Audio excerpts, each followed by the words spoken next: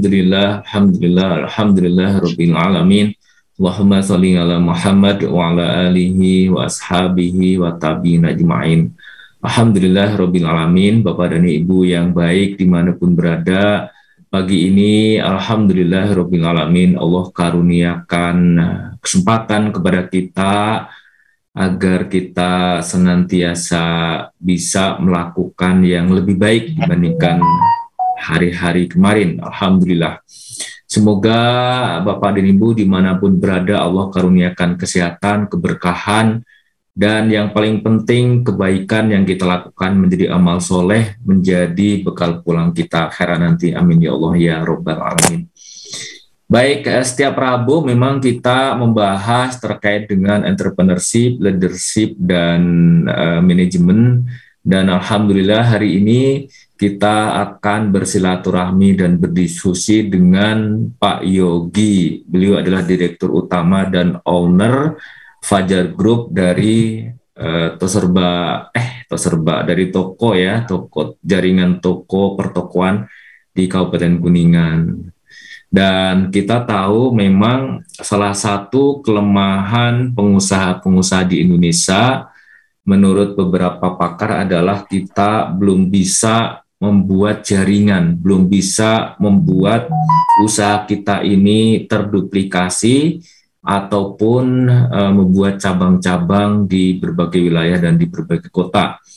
Dan kita kalau melihat dari tren perkembangan, memang di Asia menjadi salah satu negara yang cukup tertinggal jumlah pengusahanya ataupun jumlah yang terjun langsung untuk membuat lapangan kerja.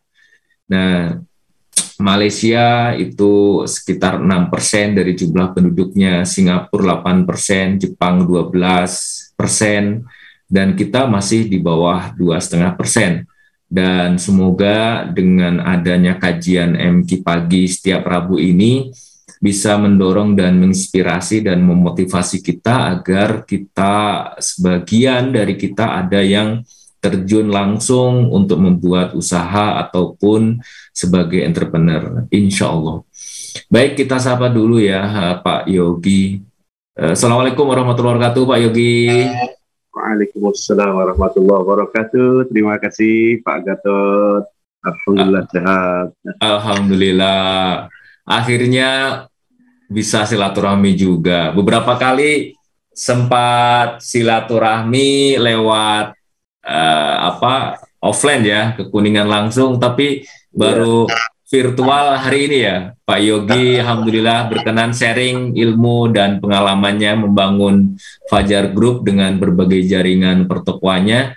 Semoga apa yang nanti Pak Yogi bisa menginspirasi dan memotivasi kita semua untuk bisa mengembangkan dan melebarkan jaringan usaha kita.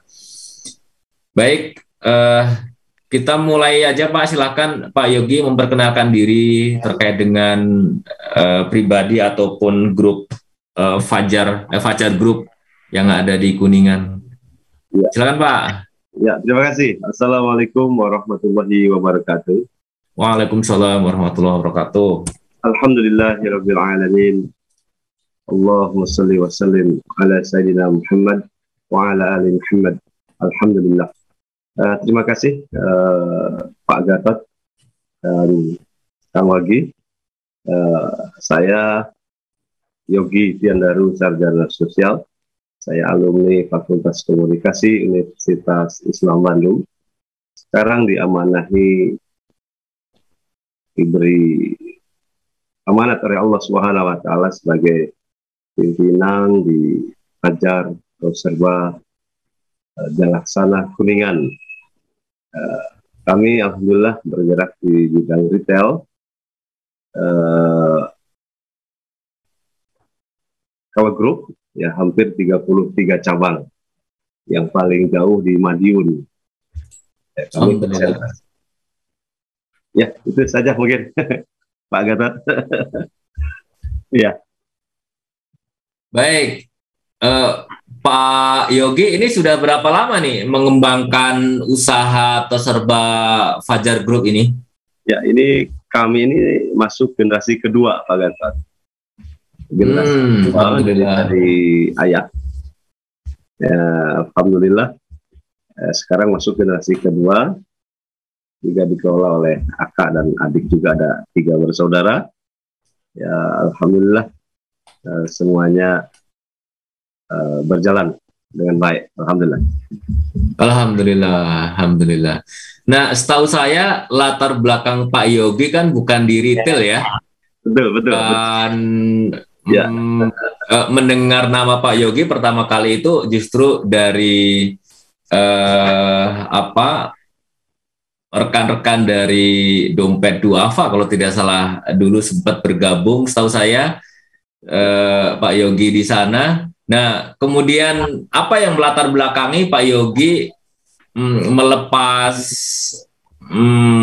amanah yang dulu sempat dipegang dan kemudian terjun langsung sebagai pengelola sekaligus owner dari Fajar atau Serba Group ini?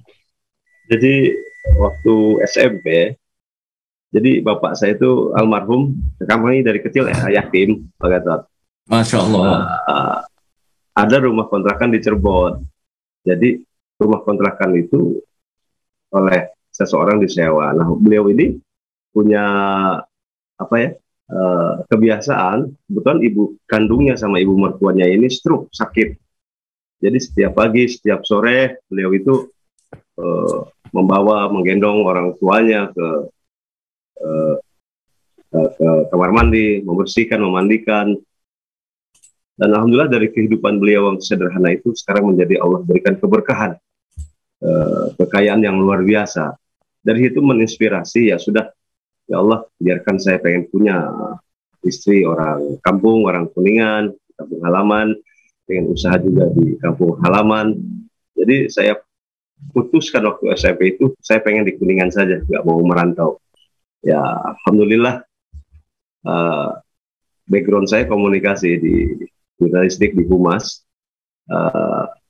Saya pulang kampung lah, kurang lebih seperti itu, melanjutkan perjuangan orang tua saya gitu di perdagangan. Masya Allah, Masya Allah.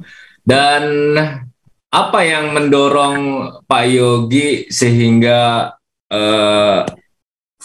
bisa all out ya? Karena rata-rata yang sudah pernah bergabung dengan komunitas ataupun perusahaan ataupun instansi tertentu untuk pindah jalur menjadi pengusaha itu perlu effort dan energi yang besar ya. Nah, yang melatar belakangi itu kira-kira apa Pak Yogi? Kemarin Pak Yogi sempat menyampaikan di WA bahwa berdagang itu menjadi salah satu sunnah Rasulullah yang sebenarnya beliau lakukan sudah lama ya.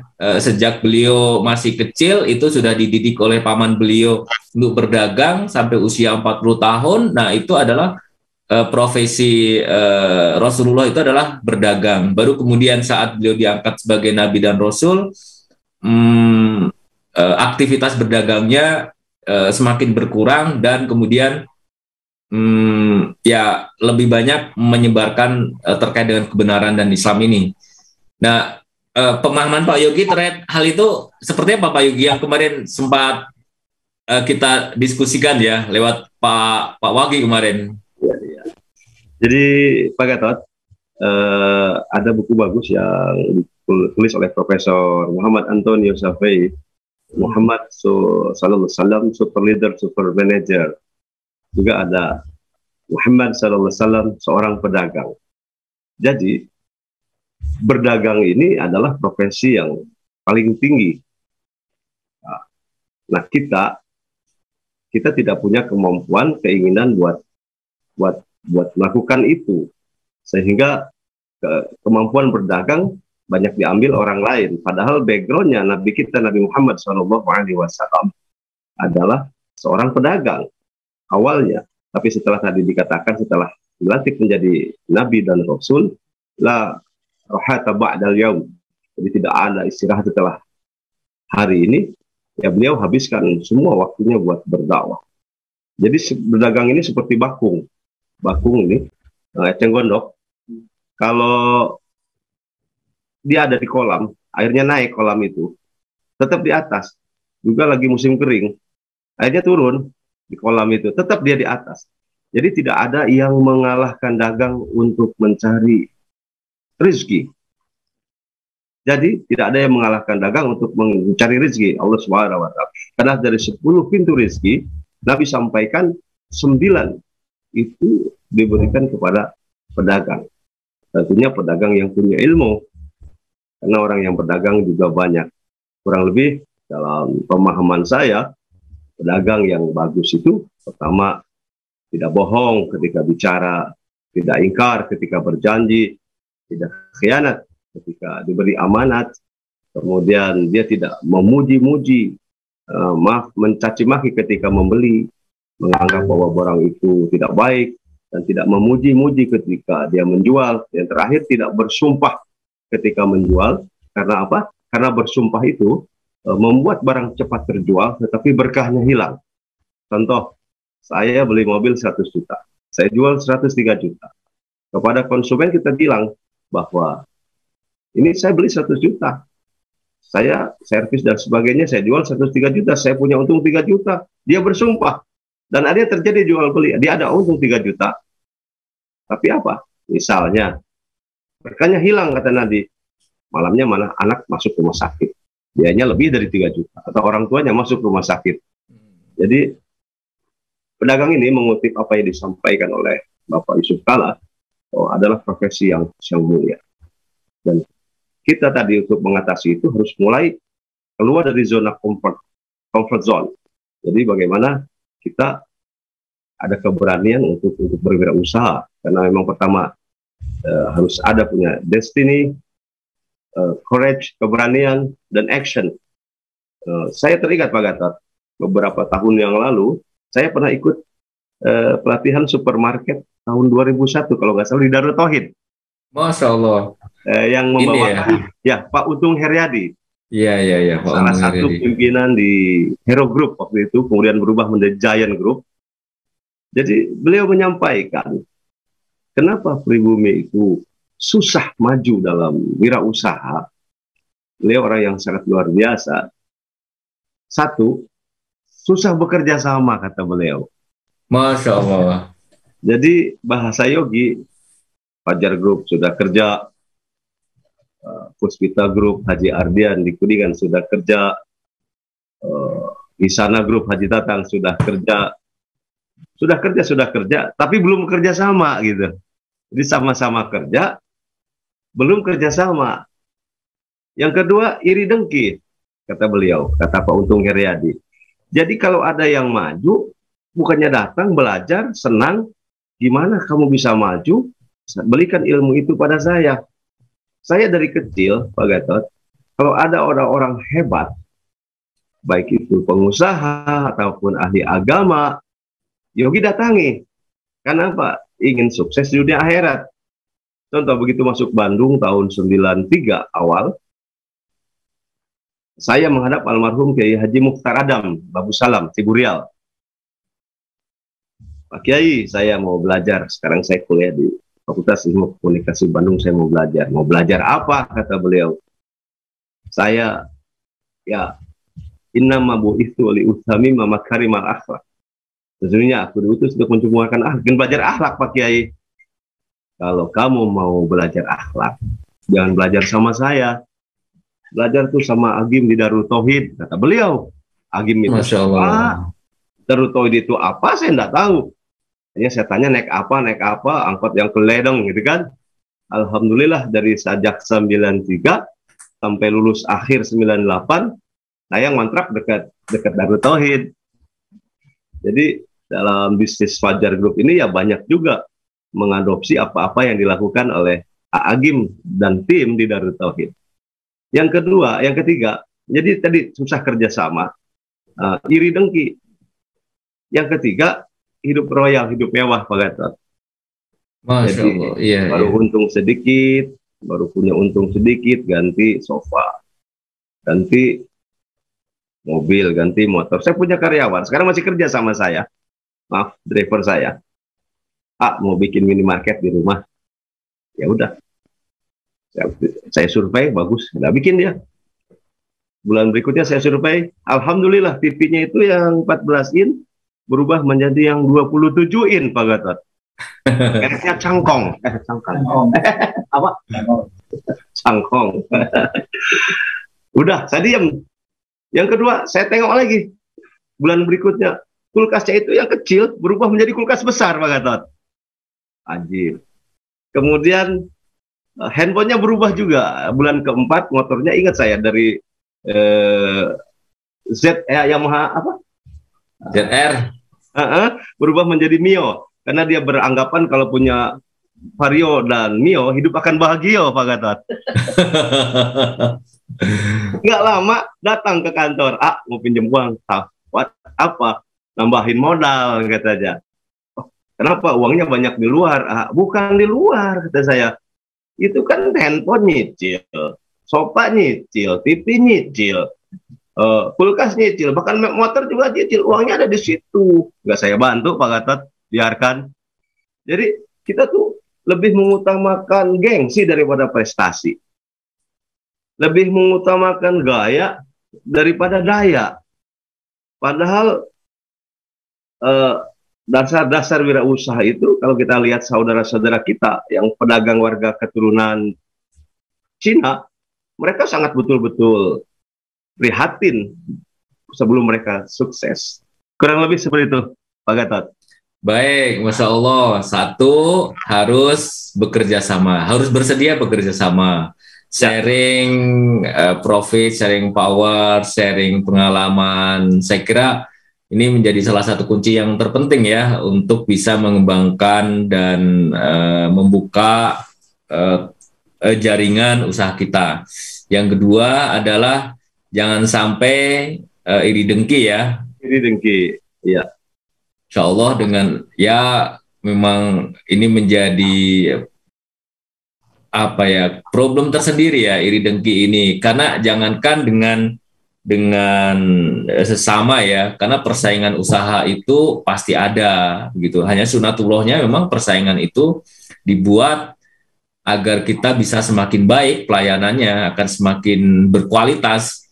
Kalau kita masuk ke pasar tradisional itu justru dengan adanya persaingan, sama-sama di situ ada pedagang beras, di sampingnya juga pedagang beras, sampingnya lagi juga ada yang jualan beras, maka sebenarnya konsumen itu akan lebih mudah begitu mencari di mana nih beras yang ada. Nah, tergantung nanti konsumen itu belanja di tempat kita, di toko kita atau di toko sebelah, maka Allah yang akan mengatur jatah rezeki kita dan jatah rezeki rekan-rekan kita.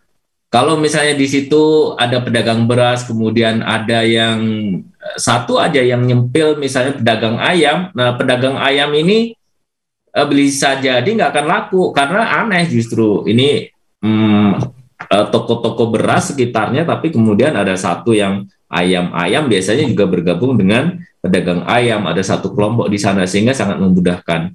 Kalau kita amati, Bapak dan Ibu, ada jaringan pertokoan juga, bukan jaringan pertokoan, jaringan makanan cepat saji, itu rata-rata antara yang cepat saji A dengan cepat saji B atau C gitu ya, saya amatin tiga jaringan ini rata-rata berdekatan begitu, termasuk juga pertokoan, itu rata-rata berdekatan. Kenapa? Karena memang persaingan itu sunatullah dan tawakal kepada Allah terhadap rezeki kita, insya Allah. Baik, Pak Yogi, kiat-kiat yang selama ini dikembangkan di Fajar Group Raya, kira-kira apa nih, Pak Yogi, sehingga bisa 30 cabang dan terjauh di Madiun? Ini bukan perkara yang mudah nih, mengelola cabang dengan jarak yang ratusan kilometer dari Kuningan. Jadi kembali Pak Gatot, Agim itu dulu sering memberi nasihat kepada kita santri-santri bahwa kita berusaha atau berdagang ini jangan ada hati ingin menyaingi atau merasa disaingi oleh orang lain. Nah, artinya beliau menyampaikan bahwa kita ini kadang-kadang menganggap bahwa pesaing ini sebagai musuh, bukan sebagai mitra.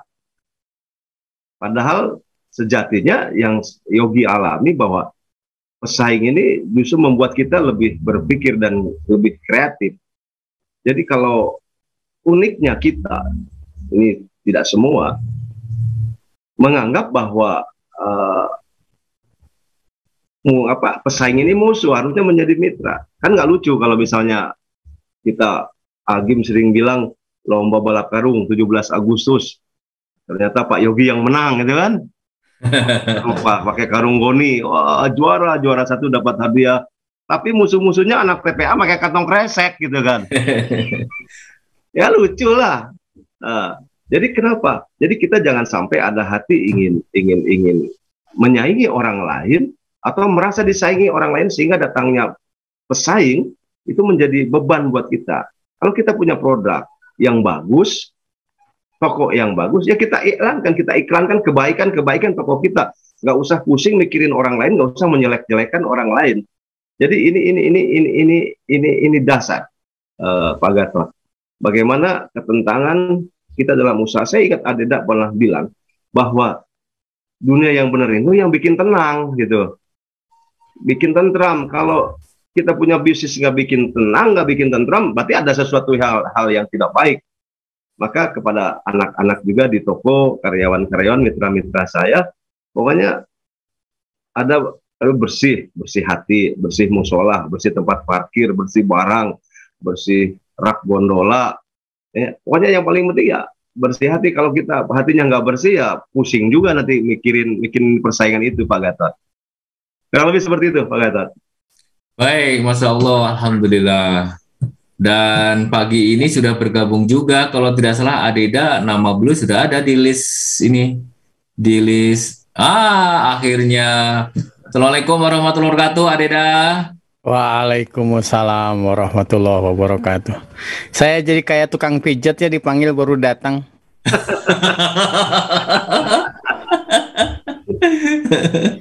Kang Yogi sehat, saya senang sekali dengarnya, Masya Allah. Barakallahu fiik. Damang atur nuhun. Saat yang sama, Dokter Asep juga sudah bergabung nih. Alhamdulillah, alhamdulillah. Wah, iya, alhamdulillah. Ada yang menarik sekali, Kang Yogi, benar-benar di introspeksi nih. Jadi saya ingat sekali Pak, saya yang dari Hero teh. Pak Untung, Pak Untung itu. Ini bulak-balik ke SMM. Iya, betul. Dan banyak ya konsentrasi untuk memajukan toko kita, Mas Gatot. Iya. Itu juga zaman Mas Gatot kan dulu ya kooperasinya. Ya, dengan Ustadz Komar, Pak Wong. Iya. Pak Wong Cancen. Kemudian yang menarik Kang Yogi apa yang tadi teh penyebab orang kita teh sulit kerjasama teh pertama. Kenapa pribumi ini kata beliau tidak maju, Adeda? Susah maju. Pertama susah bekerja sama. Yang kedua iri dengki. Kalau ada yang maju, bukan kita belajar bertanya bagaimana dia bisa sukses, tapi kita malah seudon, malah ngeri juga itu Haji Tatang Hisana itu sampai sempat katanya dituduh nyegik on the block gitu, Adeda. Sampai disumpah dan segalanya, bukannya belajar kenapa Haji Tatang sukses. Yang ketiga hidup royal lah. Iya, konsumtif ya, Mas. Konsumtif. Karena berdasarkan laporan dari majalah SWA 1 Juli 2004, profesional manajer yang usia antara 25 sampai 45 yang punya penghasilan antara 15,2 sampai 20,7 itu terancam bangkrut di hari tua. Kenapa? Karena mereka tidak bisa memanage dengan baik penghasilan mereka. Mereka rich, punya pendapatan yang besar, tetapi mereka tidak nyaman secara finansial. Artinya besar pasak daripada tiang. Itu bahayanya hidup royal, hidup mewah gitu. Iya, lebih mengedepankan gaya daripada daya, Tete Mas. Iya. Kemudian lebih gengsi daripada prestasi gitu. Masya Allah. Iya. Baik, silakan Mas. Baik, Pak Yogi. Nah, ini kan Bapak dan Ibu hampir seluruh Indonesia lewat berbagai platform media sosial AA menyimak nih, Pak Yogi. Ya. Kalau misalnya Bapak dan Ibu atau sahabat-sahabat ini ada ketertarikan untuk membangun jaringan dan bekerja sama dengan Fajar Group, itu memungkinkan tidak, Pak Yogi? Oh, senang sekali kami.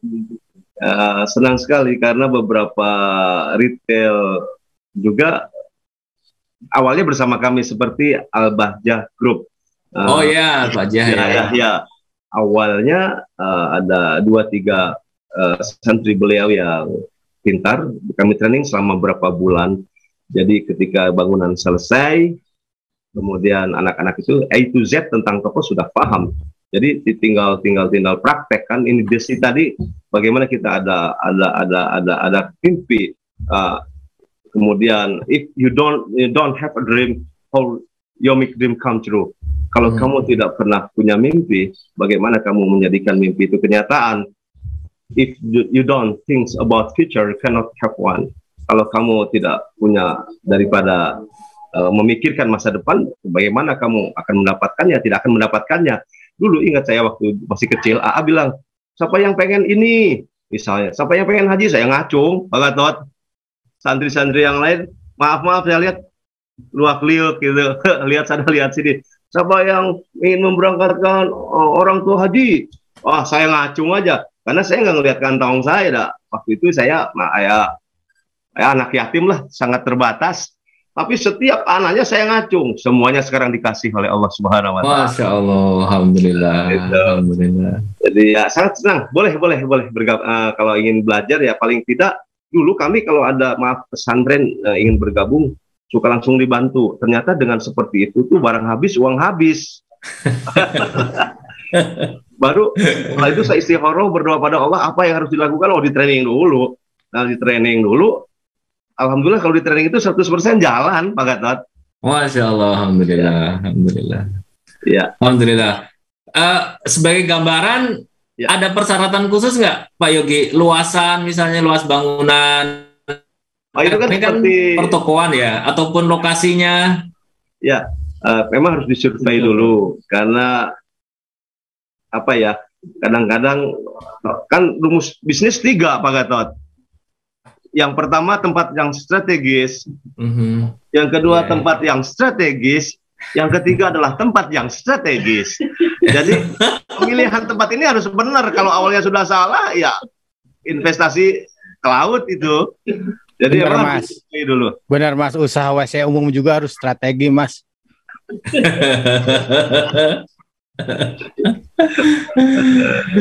Baik, insya Allah. Nanti mohon izin bisa ini ya, Pak Yogi, nomor kontaknya Fajar Group bisa ditulis ya di chat room atau minta tolong ke admin nanti dituliskan siapa yang bisa dihubungi sehingga Bapak dan Ibu bisa kontak langsung yang memiliki rumah ataupun ruko di pinggir jalan ataupun ada tanah kosong yang memang sangat bagus lokasinya yang tadi ya 3 kali strategis tadi.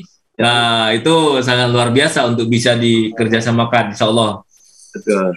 Baik, sambil menunggu pertanyaan dari Bapak dan Ibu, ini sudah ada beberapa yang masuk nih, kita buka pertanyaan ya, Pak Yogi ya, Adeda ya. Monggo. Nah, ini dari Pak Suranto. Assalamualaikum Pak Yogi. Persyaratannya bagaimana Pak? Wah, ini juga kalau mau kerjasama persyaratannya seperti apa ya? Dari Pak Suranto nih. Nanti kita lihat alamat Bapak di mana. Nanti kemudian biasanya saya akan kirimkan tim development untuk mensurvei. Nah, banyak hal yang harus disurvei. Salah satunya ANDAL, analisis dampak lalu lintas, ya, jumlah penduduk di situ berapa, pegawai negeri berapa, swasta berapa, petani berapa. Itu memang harus di itu. Tapi sebetulnya bisnis itu nggak terlalu rumit kok Pak. Nggak terlalu rumit. Saya teringat beberapa waktu yang lalu.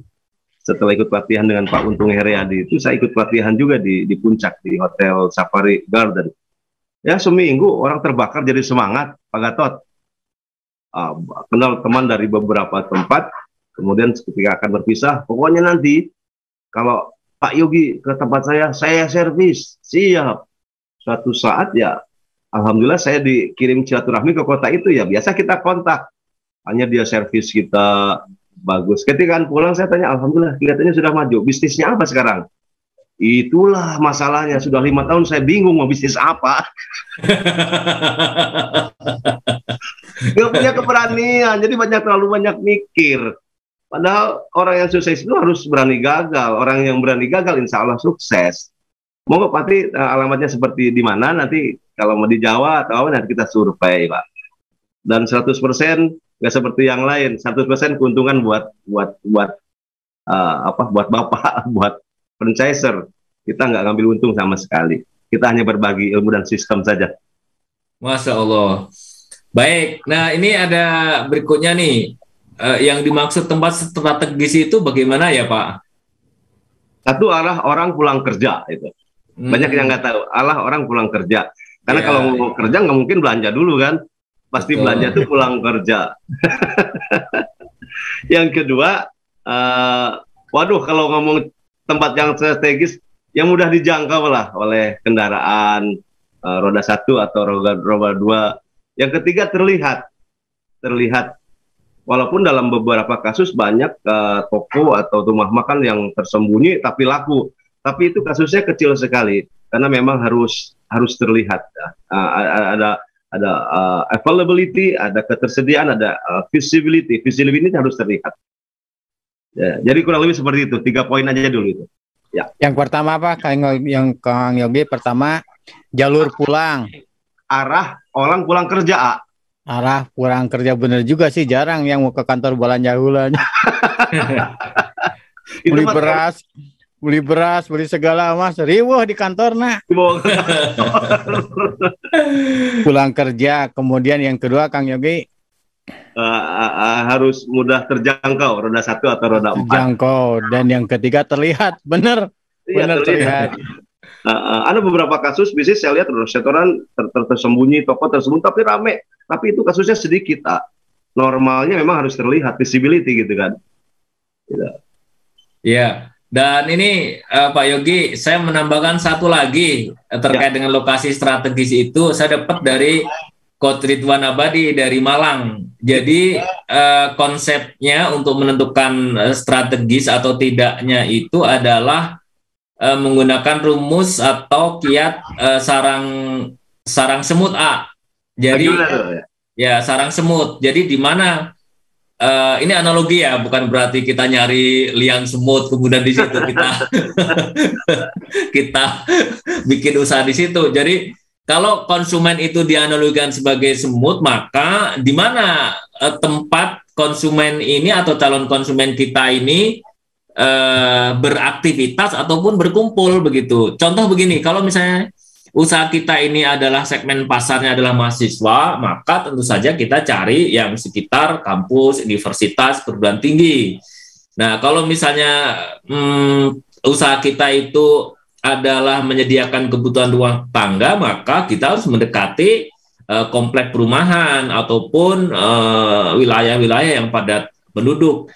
Dan yang betul tadi yang kata Pak Yogi bahwa arah orang pulang itu adalah jalur konsumen ataupun calon konsumen itu beraktivitas. Jadi kalau misalnya liang semutnya itu di utara, ya semut bergerak ke utara. Nah, di mana perjalanan semut ini, sejalur dengan perjalanan dari semut menuju ke liangnya gitu. Jadi kalau misalnya konsumen kita itu lebih banyak pergerakan ke selatan ataupun ke utara, nah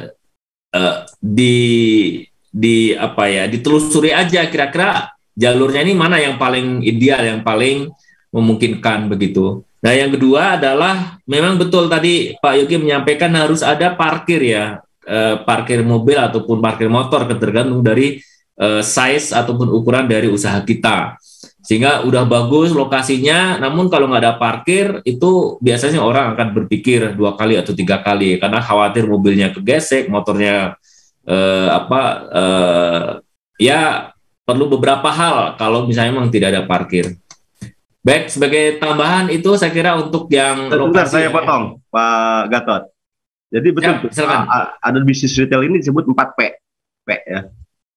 Pertama parking. Memang harus parkir itu untuk motor atau untuk mobil memadai. Yang kedua people, manpower. Karena Haji Tatang Hisana itu pernah dulu diskusi dengan kita, bisnis apapun yang memegang peranan penting adalah sumber daya manusia. Nah, kemudian produk. Produk ini harus kelengkapan barang, bukan berarti dari jarum pentul sampai traktor harus ada di toko kita, bukan. Tapi kita harus tahu apa yang dibutuhkan oleh masyarakat sekitar situ dengan cara misalnya pelayan-pelayan di toko kita mencatat apa yang belum diminta oleh konsumen belum ada di toko kita.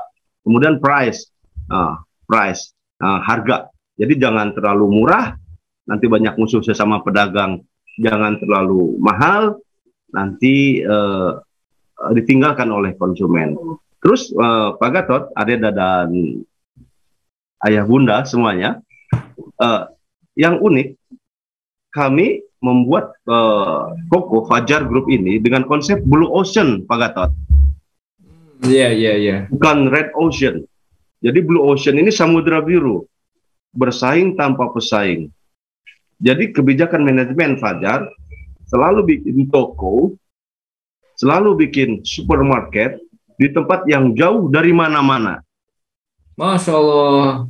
Jadi hanya 1-2 saja toko kita yang memang Allah takdirkan di tengah kota. Tapi secara umum, di mana kita buat toko selalu buat yang jauh dari mana-mana. Contoh, Fajar kita yang pertama dulu, ayah saya membuat toko itu jauh dari mana-mana. Nah, kebijakan itu kami adopsi. Seperti kita bikin di Talaga Wetan, di Majalengka. Itu dari pasar Cikijing kurang lebih 6 kilo, ke pasar Talaga 2 kilo, di tengah sawah. Maaf, bahasa saya di tempat jin buang anak. Jadi kalau jin itu marah sama anaknya, dibuang ke sana gitu. Sampai orang-orangnya orang gila. Kok bikin toko di sini, siapa yang mau belanja? Tapi alhamdulillah dengan izin, dengan ridho Allah, semua toko kita seperti itu yang diambil oleh gubernur pada masa kemarin, Ustadz Ahmad Heriawan, dengan konsep desa peradaban. Karena mungkin di mana ada Fajar, di situ jadi pusat pertumbuhan ekonomi kecamatan. Kenapa nggak ada gara-gara ada Fajar toko di depan itu bangkrut? Nggak ada. Kita bersinergi, berinergi. Toko yang depan kita cat, kita atur displaynya, semuanya kita. Jadi apa? Jadi bagus, semuanya jalan kayak di Bancai lah. Dulu kan toko onderdil cuma 1, cuma 2. Sekarang sepanjang jalan Bancai toko onderdil semua. Jadi jangan khawatir bahwa semuanya sudah ada rezekinya masing-masing. Oke, Pak Gatot, terima kasih. Baik, alhamdulillah. Nah, ini dari yang nanya nih, ukurannya berapa Pak? Bu Rika nih, ukuran rumah harus berapa atau ukuran kiosnya minimal berapa? Kelihatannya udah nggak sabar nih ingin buka toko nih kelihatannya Pak Yogi. Kami ada yang besar, kalau besar hampir ada yang 7.000, ada yang 4.000, ada yang sedang, ada yang kecil. Tapi paling enak Ibu, itu tanah kosong. Kenapa? Kalau tanah kosong itu kita bisa, kalau rumah itu kan repot. Karena semakin luas tempat, semakin luas bangunan, akan semakin banyak barang yang bisa di-display, sehingga konsumen bisa memilih. Dan semakin besar omset juga. Kalau ruangannya sempit, tanahnya sempit, maka barang yang di-display juga sedikit, sehingga omset juga menjadi kecil. Paling enak sih sebetulnya tanah kosong, Pak Gatot. Baik, ukurannya minimal berapa, Pak Yogi? Ya, 100 meter persegi, 200 meter persegi? Bisa, ada yang 10 kali 10, gitu kan? Ada yang 15 kali 15, ada yang 20 kali 20, gitu. Seperti itu, Pak Gatot. Baik. Nah, ini Pak Wagi juga saya lihat ini ya, saya lihat ada nih. Assalamualaikum warahmatullahi wabarakatuh, Pak Wagi. Waalaikumsalam warahmatullahi wabarakatuh, Pak. Pandangan Pak Wagi nih, saya ingin tahu mengamati Fajar Group sehingga bisa berkembang seperti ini, apa nih kira-kira? Termasuk Pak Wagi menanyakan ini, kenapa kalau Fajar Group buka toko itu cenderung justru memilih tempat yang sepi? Ini pasti ada kiat dan amalan khususnya ini, Pak Yogi dan manajemen nih, sehingga kan kalau sepi kan secara logikanya nggak mungkin ada yang beli, tapi ini rame begitu. Ada Gitu ya, jampenya, Pak Gatot, ada jampenya. Laris manis Tanjung Kimpul. Oh. Barang habis duit kumpul. Itu kan ada zikir-zikir buat perdagangan, ada itu. Masya Allah. Ya. Jadi kami kalau sebelum buka toko, semua toko kami, karyawan-karyawan, itu baca Asmaul Husna dulu. Kemudian baca surat Al-Waqiah, dan zikir-zikir tentang perdagangan, termasuk bagaimana melindungi barang dari pencuri, bagaimana supaya hati konsumen tetap kepada toko kami. Itu kan ada zikirnya semua. Yang paling penting doa-doa bagaimana rezeki harta kita juga langgeng. Jangan sampai generasi pertama bikin, generasi kedua menikmati, generasi ketiga menjual, biasanya begitu. Ya. Baik, Pak Wagi, ada sesuatu yang mau disampaikan? Iya, Pak Wagi. ada yang menarik juga, Pak. Beliau ini sampai sekarang masih jadi kontraktor, Pak. Rumahnya itu masih kontraktor, masih ngontrak gitu. Jadi saya pernah tanya, kenapa masih ngontrak? Beliau bilang begini, selama karyawan saya belum punya rumah, saya masih mau ngontrak gitu, Pak. Jadi beliau sangat memperhatikan sekali kesejahteraan tim beliau, dan itu membuat Fajar mungkin salah satu syariatnya menjadi besar dan besar. Masya Allah. Itu, Pak. Dan amalan beliau ya silaturahim yang saya lihat tuh, dan sedekahnya tuh sangat luar biasa. Ya, Allah ganti dengan sesuatu yang lebih besar, lebih besar. Begitu, Pak, kalau dari saya. Masya Allah. Jadi kiat yang ketiga tadi, hidup itu harus sesuai dengan apa yang kita butuhkan ya. Jangan tergoda dengan keinginan, jangan royal. Masya Allah. Semoga senantiasa berkah, Allah karuniakan kesuksesan dan keberkahan insya Allah.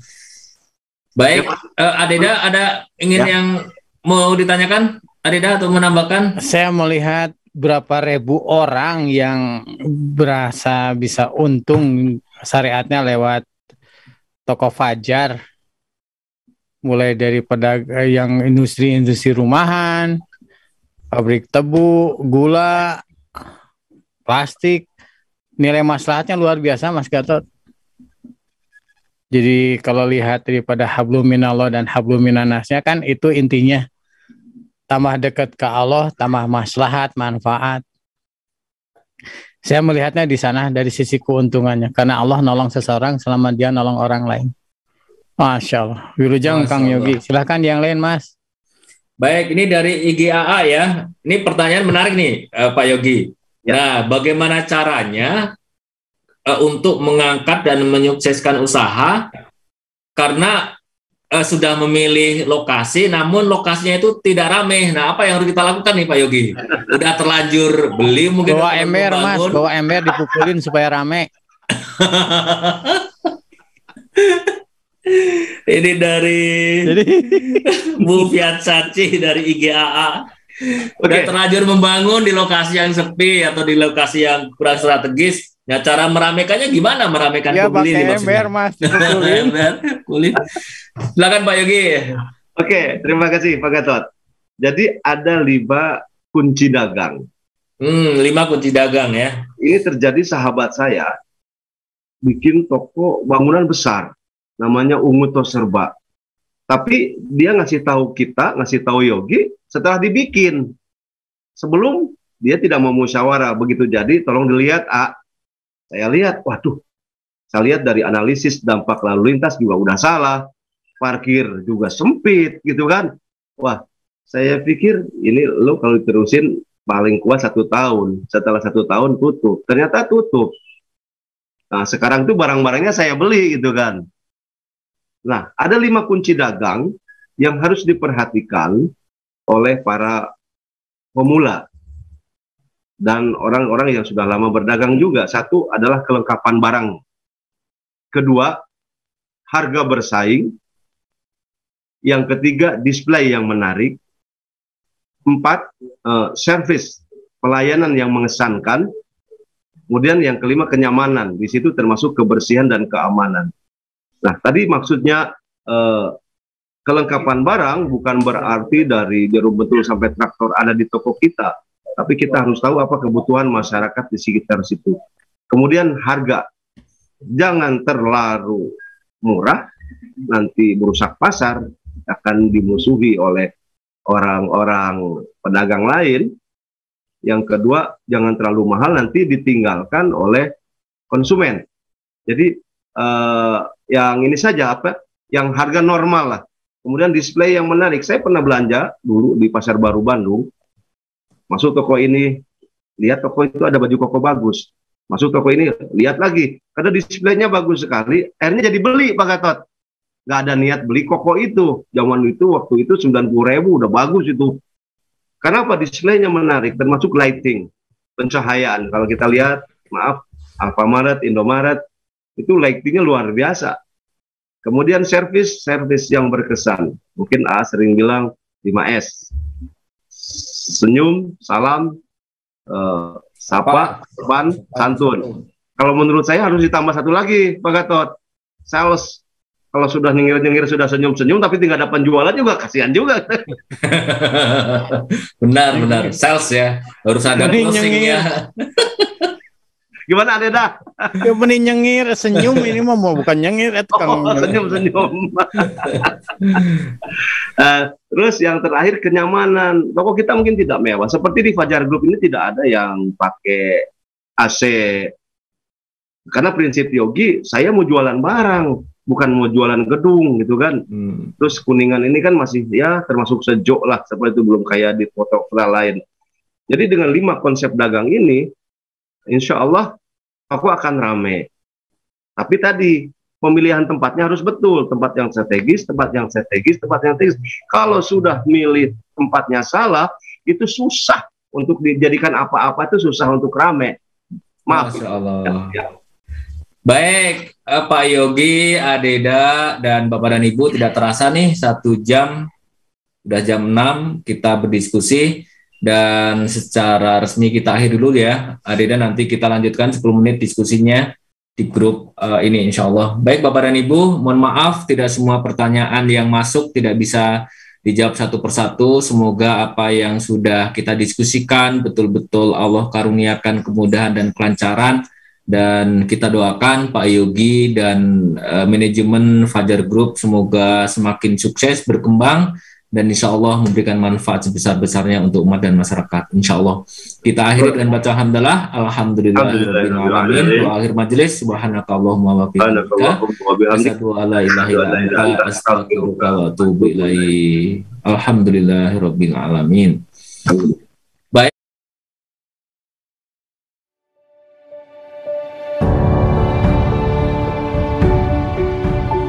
Saudaraku sekalian, ini adalah kawasan Eko Pesantren 2 di daerah Parompong. Masya Allah, luasnya 4,6 hektar dan di sini akan segera dibangun masjid dan pesantren.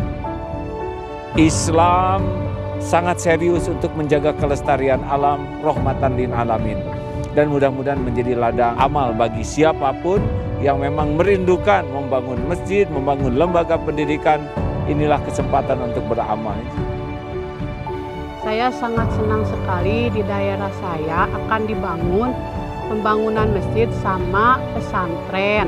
Semoga pembangunan di sini lancar dan diberkahi sama Allah.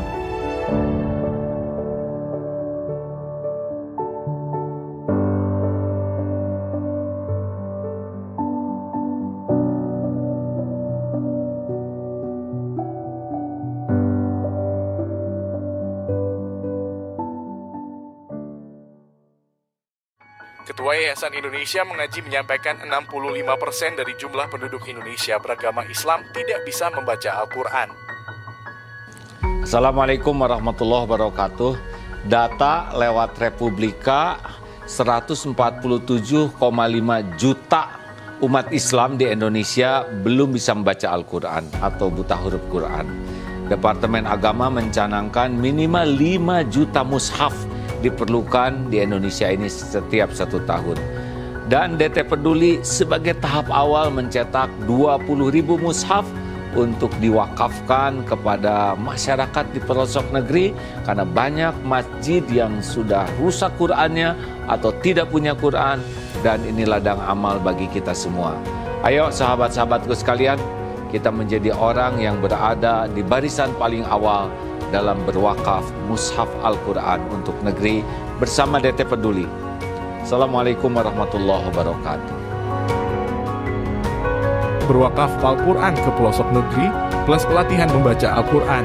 Wakaf Al-Quran plus raih pahala mengalir abadi.